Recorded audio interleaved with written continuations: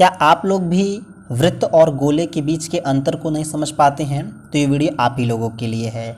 आज हम लोग वृत्त से संबंधित जो भी चीज़ें हैं, जैसे वृत्त क्या होता है, वृत्त की त्रिज्या क्या होती है, वृत्त की व्यास क्या होती है, वृत्त की परिधि क्या होती है, ठीक है, वृत्त में जीवा किसे कहते हैं, इन सारी चीज़ों को आज हम समझेंगे और परिभाषाओं के सहित समझेंगे। कुछ छोटे बच्चे होते हैं जिन्हें परिभाषाओं की आवश्यकता होती है, तो अगर आप एक टीचर बनते हैं तो आपके लिए परिभाषाओं को भी समझना ज़रूरी है। तो चलिए स्टार्ट करते हैं, समय नहीं बर्बाद करते हैं। देखिए, पहले आते हैं हम वृत्त के पास कि वृत्त क्या है। तो परिभाषा देखिए आपके सामने है कि एक वृत्त वह आकृति है जिसके सभी बिंदु केंद्र से समान दूरी पर होते हैं। अब ध्यान दीजिए कि ये वृत्त हो गया ना, इसका एक केंद्र होगा। केंद्र का मतलब क्या होता है कि जहाँ से किसी भी चीज़ को कंट्रोल कर लिया जाए, ठीक है, जहाँ से किसी भी चीज़ को क्या किया जाए, कंट्रोल कर लिया जाए।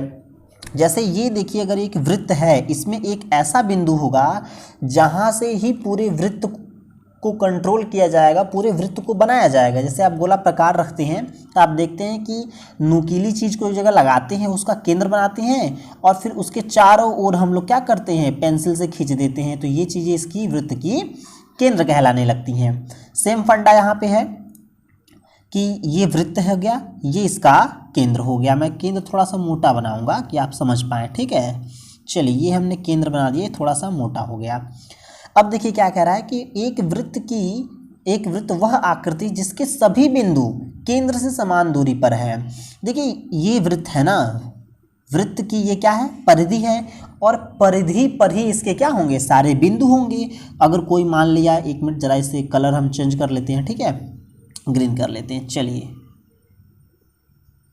देखिए, मान लिया कि यहाँ पर कोई बिंदु है, यहाँ पर कोई बिंदु है, मान लिया यहाँ पर भी कोई बिंदु होगा, यहाँ भी होगा। भाई ये परिधि है, इसके कई बिंदु होंगे, ठीक है। तो ये कह रहा है कि ये जो दूरी है इसे त्रिज्या कहेंगे और यही दूरियां क्या होंगी, हर जगह समान होंगी। तो बातें आप समझ रहे हैं। एक्चुअली ये किताबी भाषा है, ठीक ना, ये क्या है, किताबी भाषा है। समझने वाली बात ये आप समझ रहे होंगे कि चूड़ी जैसे होती है ना, चूड़ी, तो चूड़ी क्या है, एक वृत्त का उदाहरण है। उसका एक केंद्र होगा जहाँ से चूड़ी की परिधि है, उस पर जो जितने भी बिंदु हैं वो क्या होंगे, समान दूरी पर होंगे। क्लियर हैं चीज़ें? आगे की ओर बढ़ते हैं। चलिए, थोड़ा सा एक लाइन मैं यहाँ खींचता हूँ और आपको समझाता हूँ कि वृत्त और गोला क्या होता है, ठीक है, कि वृत्त क्या है और गोला क्या होता है। चलिए समझते हैं। एक छोटे अर्थ में देखिए कि जो वृत्त होता है ना, ये 2 डायमेंशंस में आता है। इसमें 2 चीज़ें होंगी, क्या होंगी, एक लंबाई होगी और एक इसकी चौड़ाई होगी। बात समझ में आ रहा होगा। वृत्त में क्या होगा, एक इसकी लंबाई होगी, एक इसकी चौड़ाई होगी।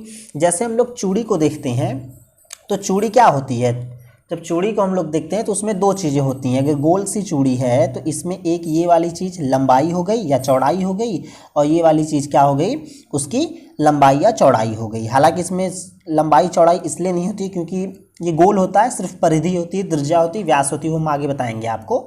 ये 2 डायमेंशंस की हो गई। गोला जो होता है ये 3 डायमेंशंस में होता है, ठीक है। गोला क्या होता है, 3 डायमेंशंस में होता है। और इसमें जैसे आपको मैं क्रिकेट बॉल के एग्जांपल देता हूँ। क्रिकेट बॉल क्या है, एक प्रकार का गोला है। फुटबॉल क्या है, एक प्रकार का गोला है। अगर आप कोई घड़ा मान लीजिए ले लेते हैं, घड़े का जो ऊपरी मुंह होता है जहाँ से पानी निकाला या पानी डाला जाता है, उस मुंह को तोड़ दिया जाए तो घड़ा भी एक प्रकार का क्या होता है, एक प्रकार का गोले का ही काम करता है। तो जो घड़ा होता है ना, उसमें देखिए लंबाई भी होती है, चौड़ाई भी होती है, ठीक है, और ऊंचाई भी होती है। बात समझ में आ रही है। और गोला क्या होगा, 3 डायमेंशंस में होगा, ठीक है। वृत्त एक जैसे पहिया हो गया, ठीक है, चूड़ी हो गई, थाली भी एक प्रकार से आप वृत्त कह सकते हैं, ठीक। तो ऐसी जो चीज़ें हैं जिनमें 2 डायमेंशंस पाई जाती हैं उन्हें हम वृत्त कहते हैं। और ऐसी चीज़ें जिनमें 3 डायमेंशन हो उसे हम क्या कह देंगे, गोला कह देंगे। तो मैं उम्मीद करता हूँ कि वृत्त और गोले के बीच का अंतर अब आप समझ चुके होंगे। आगे बढ़ते हैं, वृत्त के कुछ और कंसेप्ट को समझते हैं। व्यास किसे कहते हैं, देखिए पहले मैं केंद्र बताता हूँ। ये हम लोगों ने केंद्र बना लिया, ठीक है, ये केंद्र हो गया। क्या कह रहा है कि वृत्त के केंद्र से गुजरने वाली रेखा को व्यास कहते हैं। कोई एक ऐसी रेखा हो जो वृत्त के केंद्र से होकर गुजरे। मान लिया कि ये रेखा थोड़ी सी जो है ये क्या है, ये वृत्त के केंद्र से होकर गुजर रही है ना। देखिए यहाँ पर भी टच कर रही है, यहाँ पर भी टच कर रही है, और कहाँ से जा रही है ये, तो ये केंद्र से होकर जा रही है। तो इस रेखा को हम क्या कहेंगे, व्यास कहेंगे। मान लिया कि अगर कोई रेखा ऐसे जा रही है तो क्या ये केंद्र से जा रही है, नहीं जा रही है, तो इसे हम व्यास कहेंगे, नहीं कहेंगे। ठीक है, एक यहाँ वृत्त को देखते हैं। देखिए ये केंद्र हो गया। मान लिया एक रेखा ऐसे जा रही है, ये देखिए इसको केंद्र से छूते हुए इधर निकल गई, इसे व्यास कहेंगे। तो कहेंगे क्यों, क्योंकि ये केंद्र, यहाँ पे जो केंद्र था इसको क्या है, टच करते हुए आ रही है। कोई रेखा देखिए मैं बताता हूँ ऐसे आ गई, हालांकि थोड़ी सी तिरछी, सीधा मान लीजिएगा। ये जो रेखा है ये क्या है, केंद्र से होकर जा रही है, इसका मतलब ये भी क्या हो गया, व्यास हो गया। लेकिन अगर हमको एक रेखा ऐसे बना दे तो क्या ये केंद्र की ओर जा रही है, नहीं जा रही है, इसका मतलब ये व्यास न होकर के जीवा हो जाएगी। आगे समझते हैं कि जीवा क्या है। तो मैं उम्मीद कर रहा हूँ कि आपको व्यास भी समझ में आ गया होगा। चलिए आगे अब त्रिज्या को देखते हैं। त्रिज्या बहुत आसान है। जैसे देखिए ये केंद्र मैंने बताया था कि केंद्र हो गया, ठीक है, जहाँ से चीज़ों को हम कंट्रोल करेंगे, ठीक ना, ये केंद्र हो गया।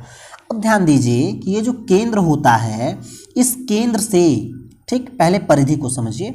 ठीक है, पहले हम लोग परिधि को समझते हैं। देखिए ये एक वृत्त है ना, ये जो चूड़ी, मान लिया वृत्त एक चूड़ी है, तो जो चूड़ी की गोल साइड होती है जिसमें थोड़े से चमकीले पदार्थ लगा दिए जाते हैं सौंदर्य बढ़ाने के लिए, तो वो जो लगते किस पे, इसी चीज़ पे लगते हैं ना, जिस पे मैं देखिए पेन चला रहा हूँ, इसी चीज़ों पर लगते हैं, और इसे ही हम क्या कहते हैं, परिधि कहते हैं। बात समझ में आ रही है ना, इसे क्या कहेंगे, परिधि कहेंगे। जैसे कोई टायर है, टायर, ठीक है, तो टायर, मान लीजिए कोई पहिया है, पहिया जो घूमता है, जो सरफेस पहिया का घूम रहा होता है, ठीक है, वही उसकी क्या होती है, परिधि होती है। तो इतनी चीज़ें आपको समझ में आ रही होगी कि ये पहिया क्या मतलब परिधि क्या हो गया।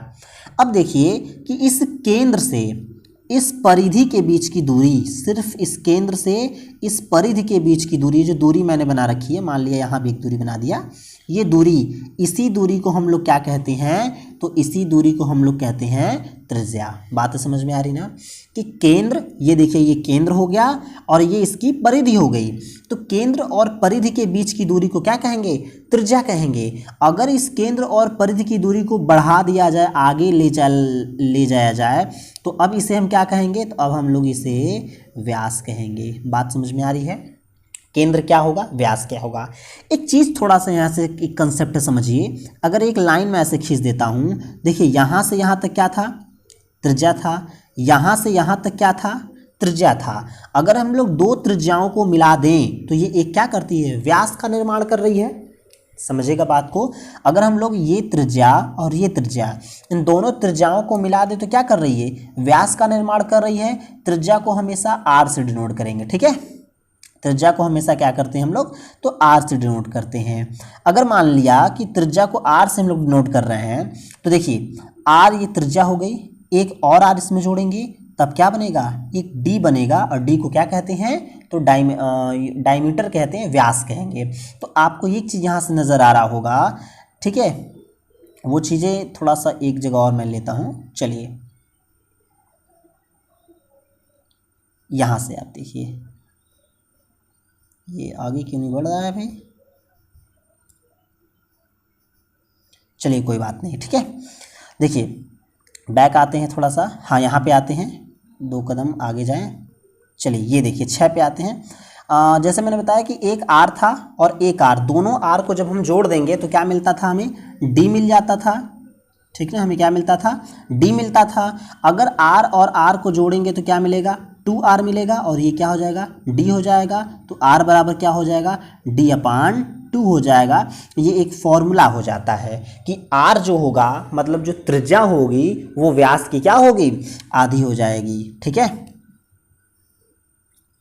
चलिए अब देखिए यहाँ पे चीज़ों को समझते हैं कि त्रिज्या हो गई, यहाँ नज़र आ रहा है, समझ चुके होंगे त्रिज्या क्या होती है, परिधि क्या होती है, व्यास क्या होता है। आगे की ओर बढ़ें।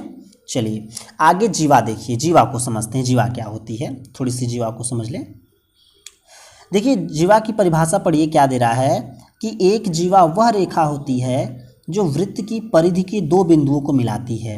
एक चीज़ देखिए, ये वृत्त की ये जो गोल चीज़ मैं बना रहा हूँ, ये क्या है, ये वृत्त की परिधि है। अगर इनके दो बिंदु, यहाँ पे एक बिंदु हो गया और यहाँ पे एक बिंदु हो गया, इन दोनों को अगर कोई रेखा ऐसे मिला दे रही है तो इस रेखा को हम क्या कहेंगे?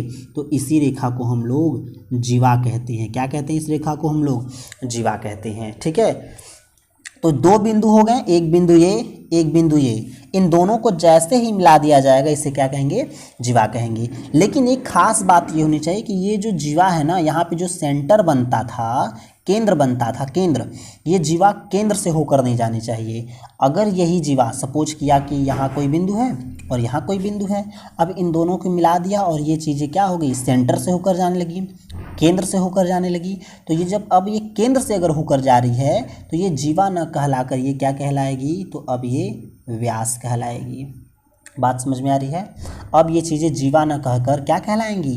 व्यास कहलाएंगी। तो मैं ये उम्मीद कर रहा हूँ कि ये चीज़ें आपको समझ में आई होंगी कि जीवा क्या है, व्यास क्या है, केंद्र क्या है, त्रिज्या क्या है, परिधि क्या है, वृत्त क्या है, और वृत्त और गोले के बीच का जो अंतर होता है वो चीज़ें भी आपको आसानी से समझ में आ गई होंगी। ठीक है, ये फार्मूला जरूर याद कीजिएगा कि R बराबर होता है d/2 के। थोड़ा सा आगे चलें, त्रिज्या आप समझ चुके होंगे, फिर देखते हैं व्यास। रिकॉल करते जाइए, व्यास क्या है? केंद्र से होकर जानी चाहिए। ठीक है, एक ऐसी रेखा जो वृत्त के दो बिंदुओं को स्पर्श भी करे और क्या हो? केंद्र से भी होकर जाए, वो क्या हो जाएगी? व्यास हो जाएगी। वृत्त और गोले का अंतर समझ में आया?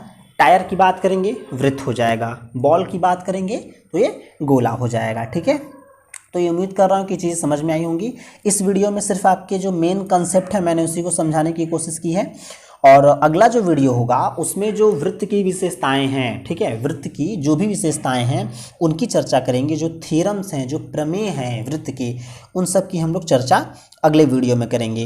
2 पार्ट होगा। इसका जो तीसरा पार्ट आएगा, ध्यान दीजिएगा, उसमें विशेषताओं से जो प्रश्न बनते हैं, और आज तक जो भी प्रश्न देखना है TET टेट में, ठीक है, थोड़ा सा मैं आगे चलता हूँ और एक पेज और ले लेता हूँ आपको। चलिए, जैसे अगर हम बात करते हैं टेट की, अगर हम बात करें और सुपर टेट की बात करते हैं, ठीक है, टेट और सुपर टेट, इनमें वृत्त का बड़ा रोल है। जब मैंने इसका सिलेबस डिस्कस किया था तो मैंने बताया था वृत्त का बहुत रोल है, और ये मान के चलिए कि 2 से 3 प्रश्न आपको वृत्त से अकेले आने वाले हैं। तो इसमें जो वृत्त का रोल है, जो भी प्रश्न आज तक टेट में, सुपर टेट में आए हैं, उन सारे प्रश्नों को भी हम डिस्कस करेंगे, और ऐसे प्रश्न जिनकी आने की संभावना है उन सभी प्रश्नों को हम लोग डिस्कस करेंगे। तो मैं उम्मीद करता हूँ चीज़ें आपको समझ में आई होंगी। अगर आपको समझ में आई हो तो आप वीडियो को ज़रूर शेयर करें और चैनल को सब्सक्राइब कर लें। दूसरों को ज़रूर भेज दिया करें, इससे आपका फ़ायदा है ही और उनका ज़रूर फ़ायदा है, क्योंकि उनका भी थोड़ा सा फ़ायदा हो जाएगा। तो उम्मीद करता हूँ चीज़ें आपको समझ में आई होंगी। मिलते हैं किसी और वीडियो में, तब तक के लिए धन्यवाद।